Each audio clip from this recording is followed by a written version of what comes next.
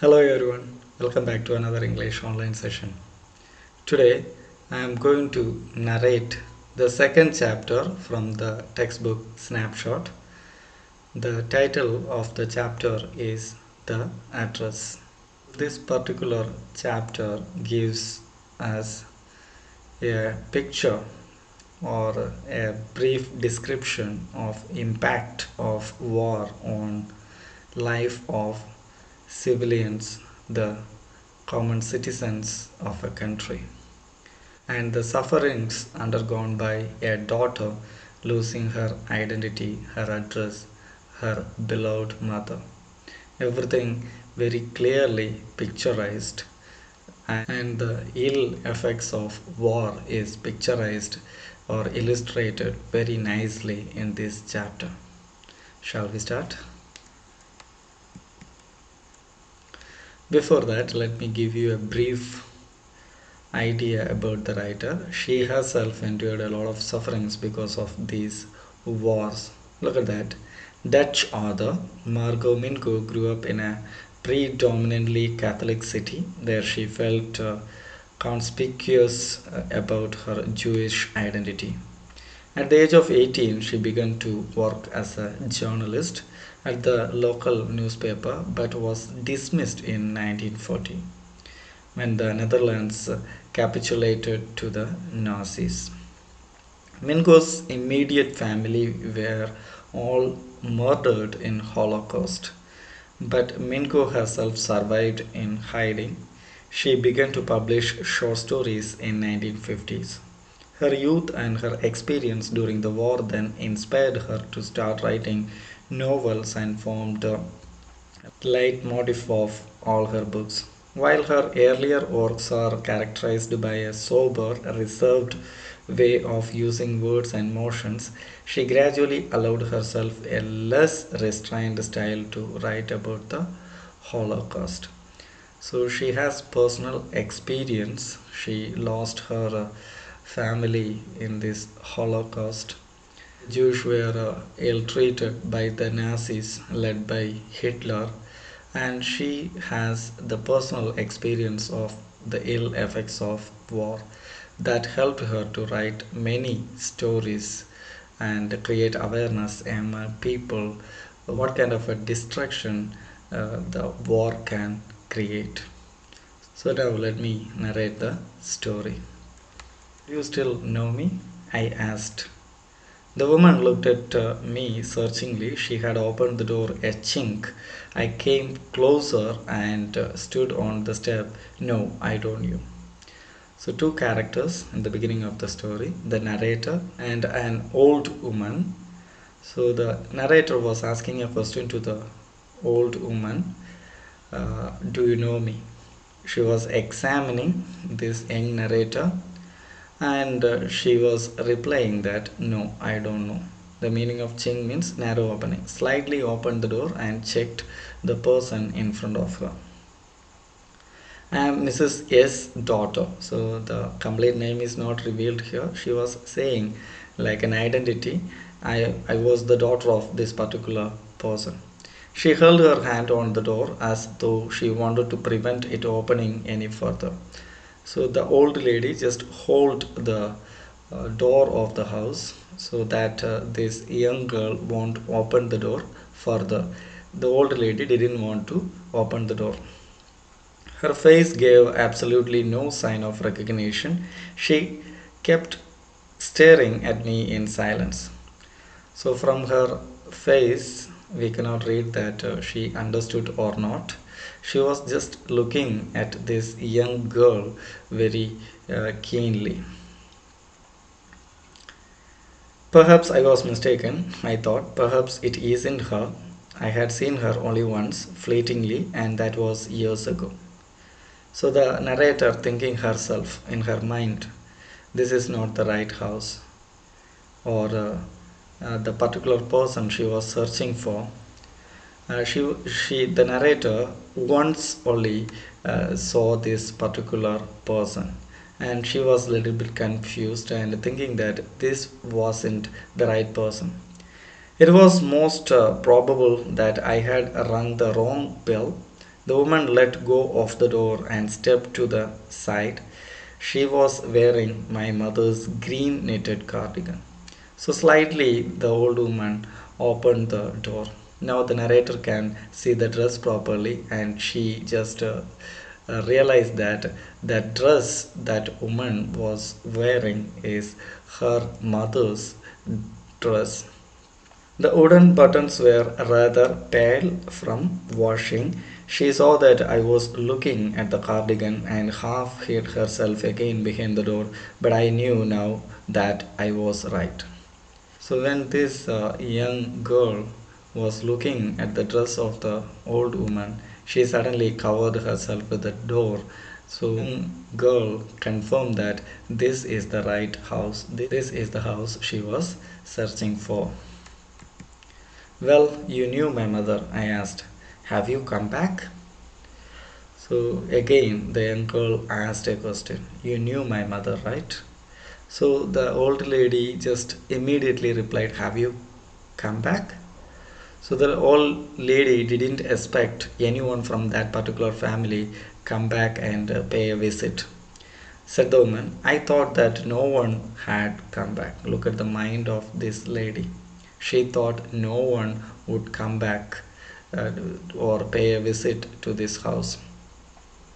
Only me. A door opened and closed in the passage behind her. A musty smell emerged. So suddenly inside the house, a door was opened. Someone opened the door and suddenly closed. A musty smell. Musty means a stale. Okay, something got old. Okay, that kind of smell came, and the passage was closed immediately. I regret I cannot do anything for you. I have come here specially on the train. So the old lady replied that I cannot do anything. So the young lady just replied that I specially came here on a train to visit you. It is not convenient for me now, said the woman. I can't see you. Another time. She nodded and cautiously closed the door as though no one inside the house should be disturbed. So it is not the right time to meet. So you just come another time, the old lady said to the young one. And very cautiously, very carefully, she closed the door like if she made some noise, someone disturbed in the house. No. I stood where I was on the step. The curtain in front of the bay window moved. Someone stared at me and would then have asked what I wanted. So the door was closed. The young narrator was standing there, and a curtain was just moved. Someone moved the curtain on the window and asked, what do you want? Like a signal she got, and she was just waiting there. Oh, nothing. The woman would have said it was nothing. So the woman herself answered that, and she just answered like nothing. It was nothing like. So the narrator was wondering what to do. She was confused. She don't know what to do. I looked at the nameplate again. Dorling, it said, in black letters on white enamel, and on the jamb a bit higher, the number 46. So again the narrator checked the address. This is the right address. It is written Dorling on the enamel. Enamel means an opaque or semi-transparent substance that is a type of glass. The name was there. It was just written. The name was written over there. She confirmed it, and she confirmed the number of the house. Jam means side post of the window. As I walked slowly back to the station, I thought about my mother who had given me the address years ago. So she decided to come back to the station, and by the time she was just thinking or nostalgically thinking about the past, her childhood with her mother, and her mother gave this particular address and asked this young girl to pay a visit. It had been in the first half of the war. So now she was thinking, the narrator was thinking about her childhood, and it was the first half of the war. I was home for a few days, and it struck me immediately that something or other about the room has changed. So, a particular day, when she visited her mother, she was staying somewhere else, so she visited her mother. She identified that a few things changed in their room. Something is missing in their room. I missed various things. My mother was surprised I should have noticed so quickly. So immediately this girl noticed and asked her mother. So her mother, like the name is not revealed, like it was said Mrs. S. She just thought that this little girl won't identify that. So, but she immediately noted that.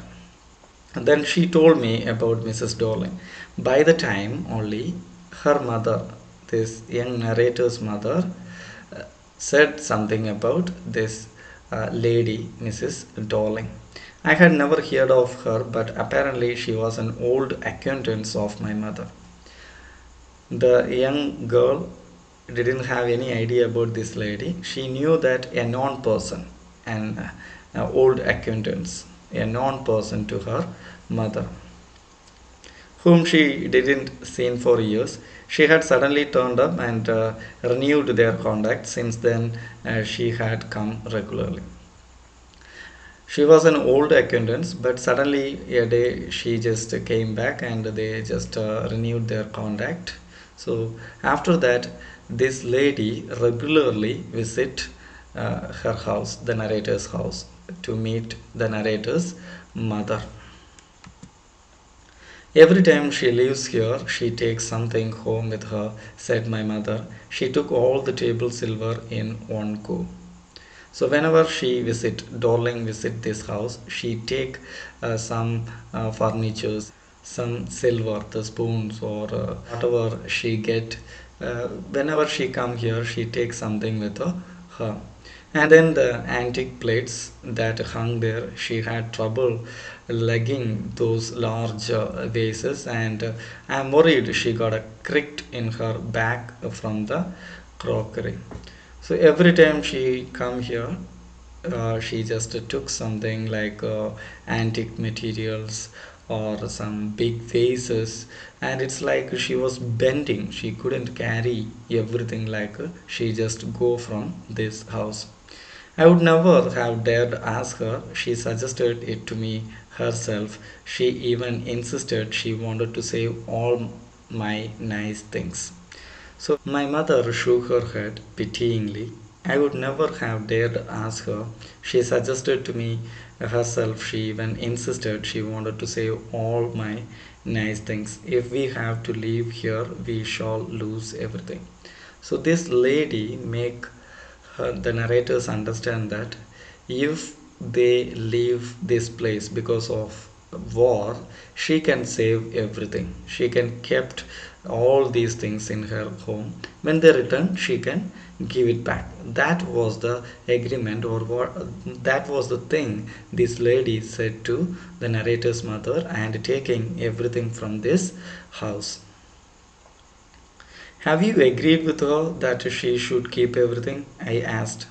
As if that's necessary, my mother cried.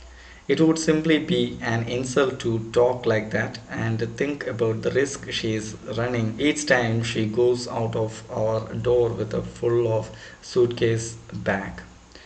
So, have you agreed? The narrator asked her mother. She said something like that. Have you agreed? So mother was helpless. She was saying the other woman, Dorling, was taking a lot of risk. Look at that, how hardly she was carrying everything from our house to her house to keep everything safe.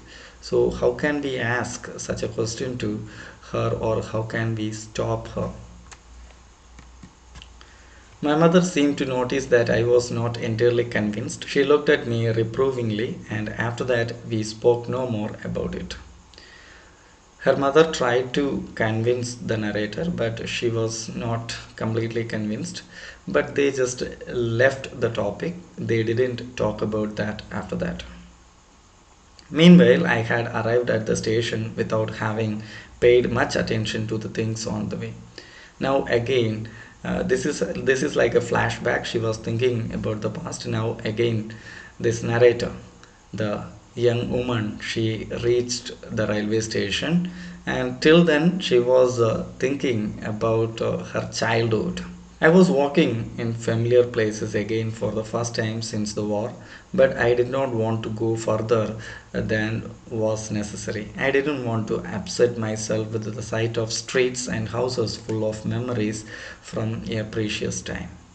So, after a long time, after the war was over, for the first time she was visiting, and she didn't want to see everything because each and every place gave her a lot of memories.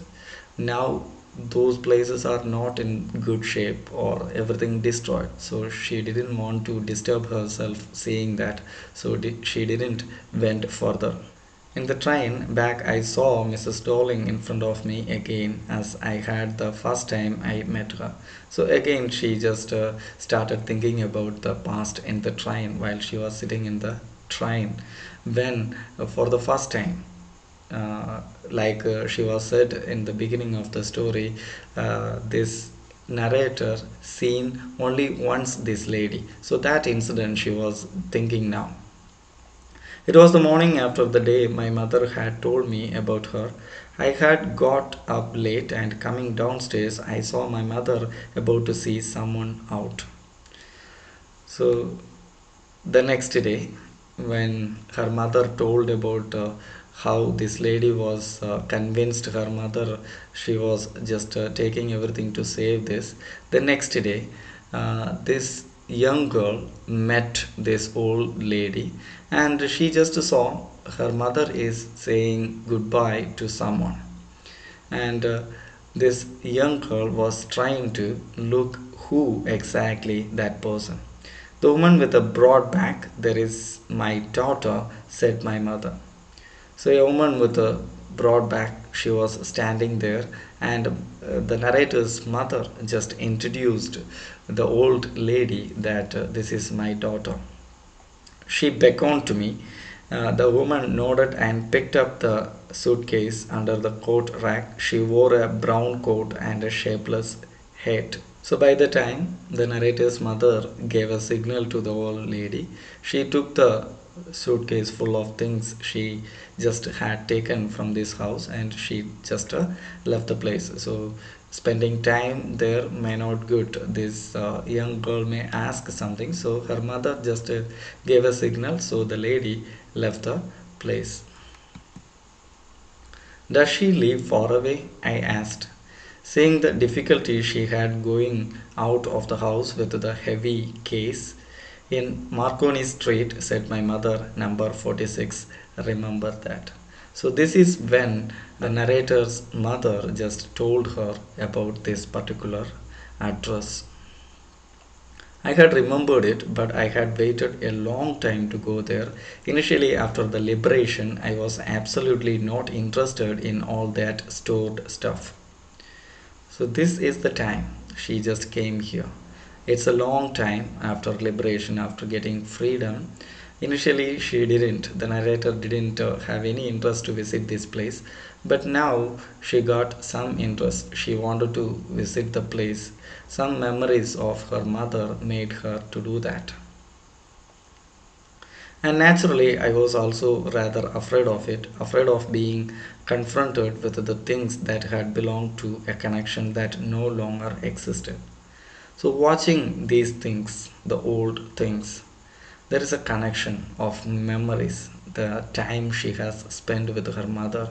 She is afraid of that. Bringing that memories again may make her sad. So, thinking about her mother, all those things. That's why she didn't want to face all those things, which were hidden away in cupboards and boxes and waiting in vain until they were put back in their place again.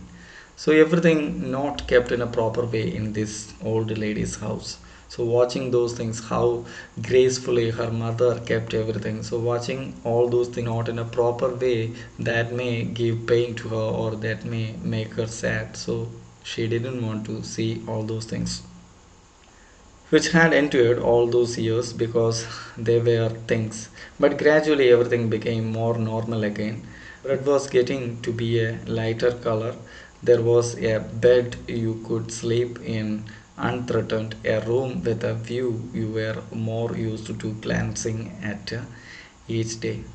Now she was thinking about the place she was living now. As a young girl, she was living a small room. She was just comfortable. Daily food is there, and she was not threatened by anything. A small house she was living. And one day I noticed I was curious about all the possessions that must still be at that address. I wanted to see them, touch, remember. After my first visit in vain to Mrs. Dorling's house, I decided to try a second time. So now she just thinking about old days, and she decided to visit once again the same address. Wanted to see what happened to the things this old lady taken from her home. That's why she came back now to visit this lady. I decided to try a second time. Now, a girl of about 15 opened the door to me. I asked her if her mother was at home. No, she said. My mother was doing an errand. No matter, I said. I will wait for her. So, this time, a young girl opened the door, and she told that her mother was not, her mother means Dorling. She was not in her house. She went to some odd job. So the narrator told, no problem, I will wait till your mother comes. I followed the girl along the passage. An old fashioned iron Hanukkah. Hanukkah means the Feast of Lights, a Hebrew festival in December. A hanging lights that was there. A candle holder hung next to a mirror. We never used it because it was much more cumbersome than a single candlestick. So each and everything she was watching on the way, she just following that girl in that passage, the things kept on the side, each and everything, it was taken from their house. Won't you sit down? Asked the girl. She held open the door of the living room, and I went inside past her. So the girl asked, won't you sit down somewhere? So you want to wait for my mother? Just sit somewhere. Then the girl just opened the door of living room like hall. This narrator also ended with her. I stopped, horrified. I was in a room I knew and did not know. I found myself in the midst of things I did not want to see again, but which oppressed me in the strange atmosphere. So when she entered in the living room, she was just got caught with a terrifying feeling, like she didn't want to see the things, but everything in front of her, and all the things were not in a good condition. So they were kept all these things in a very shabby manner. So she couldn't tolerate after watching each and everything. Those things bring the memories of her mother, how her mother just kept all these things, things arranged in the room that made her feel terrified there. But I scarcely dared to look around me. The girl moved a chair. I sat down and stared at the woolen tablecloth. The narrator, carefully watching each and everything, the girl just gave a chair. The narrator sat down. By the time she noticed the tablecloth, I rubbed it. My fingers grew warm from rubbing. I followed the lines of the pattern. Somewhere on the edge, there should be a burn mark that had never been repaired. So by the time she understood that the tablecloth was theirs, so she was just searching for a sign, that a burn mark that didn't repair. My mother will be back soon, said the girl. By the time the girl was saying, my mother will back soon, just wait. I have already made tea for her. Will you have a cup? Thank you. I looked up. The girl put cups ready on the tea table. She had a broad back, just like her mother. She poured tea from a white pot. All it had was a gold border on the lid. I remembered she opened a box and took some spoons out. So this young girl just offered a tea, and she was opening a box, and she poured tea from a white pot, each and everything, and she was opening a box and taking some spoons. All these things belong to this young narrator's mother. The narrator was observing each and everything. That's a nice box. I heard my own voice. It was a strange voice, as though each sound was different in this room. Oh, you know about them? She had turned around and brought me my tea. This narrator commented on the box the young girl opened, and by the time she asked, "Oh, do you know this box?" and she brought the tea towards the narrator. She laughed. "My mother says it is antique. We have got lots more." She pointed around the room. "See yourself. See for yourself." I had no need to follow her hand. I knew which things she meant. Already the narrator observed each and everything. And the girl was saying all these things are antiques. And she was showing each and everything placed in that room. But the narrator already observed everything. All these things are belongs to them, the narrator and her mother. I just looked at the still life over the tea table.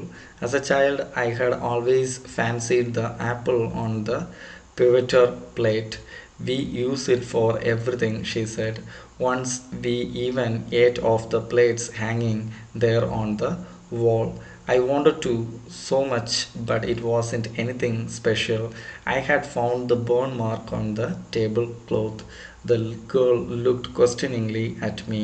"Pewter plate made of a grey alloy of tin."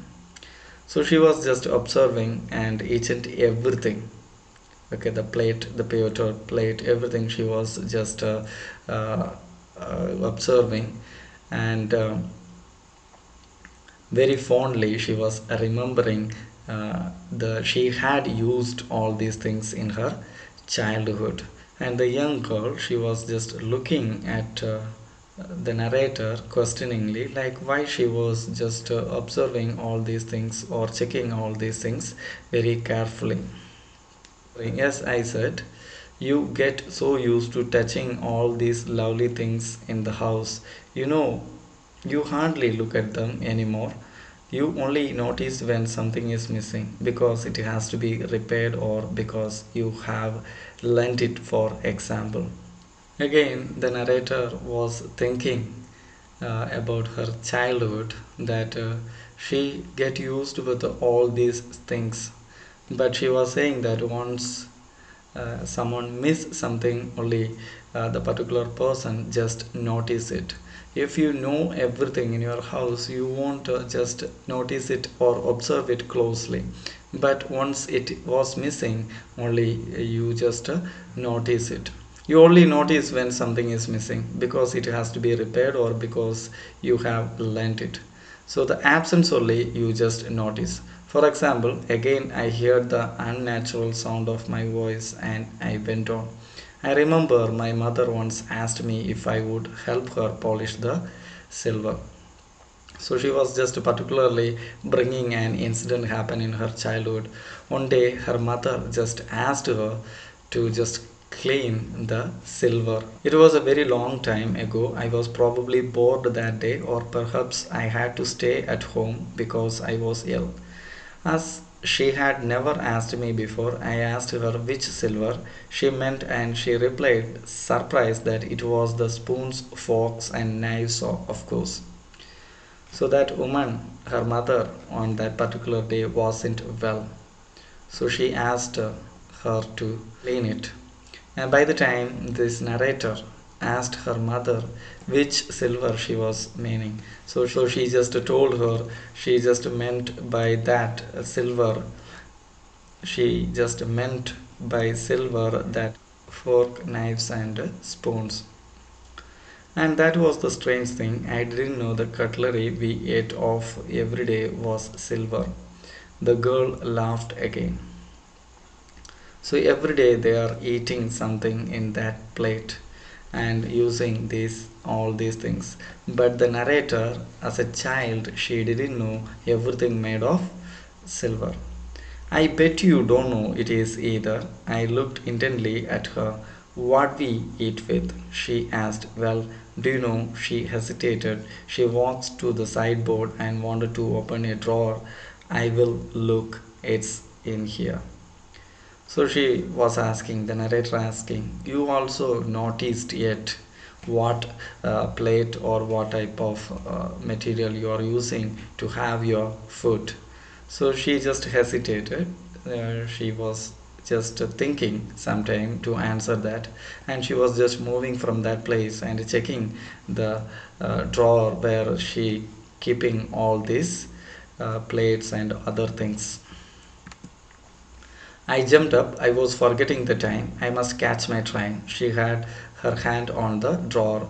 Don't you want to wait for my mother? No, I must go. I walked to the door. So by the time the narrator suddenly realized that it's time for her train, she wanted to leave the house. By the time the girl was opening the drawer to check or show the things or the plates, all those things to the narrator, and she was asking, why don't you wait for my mother? So she was replying that it's time for my train. The girl pulled the drawer open. I can find my own way. As I walked down the passage, I heard the jingling of spoons and forks. So the narrator started moving from the house. By the time the girl just opened the drawer, she heard the sound of spoons and forks inside the drawer. At the corner of the road, I looked up at the nameplate, Marconi Street. It said I had been at number 46. The address was correct, but now I didn't want to remember it anymore. So again, she just looked at the address. It was the correct address, but she was saying that she didn't want to remember it anymore. I wouldn't go back there because the objects that are linked in your memory with the familiar life of former times instantly lose their value when severed from them. You see them again in a strange surroundings. So why she didn't want to visit again or want to see the things again? You kept all these things in a very sophisticated way, very nicely, but now it is in a strange surroundings. Okay, you cannot. It's like you cannot climb the things as yours. So it's all associated with some memories only. Now it only brings pain. So she decided to forget the address and leave the place. And what should I have done with them in a small rented room where the shreds of black out paper still hung along the windows and no more than a handful of cutlery fitted in the narrow table drawer? And another reason what she was saying that how can I manage all these things? How can I take all these things and keep in my rented small room? A small box is there, only a handful of cutlery or all these things can be kept there. So taking all those things there also practically it is not possible. I resolved to forget the address of all the things I had to forget. That would be the easiest. So she decided to forget the address and with that forget everything. And she was finding that that was the easiest thing to do. So this chapter gives us a realistic picture of common man in the time of a war, how it affect the life of common man, losing identity, losing every belongings, and how other people are exploiting them. So a very nice chapter. Now all of you just read the text. See you with another topic. Till then, take care. Bye.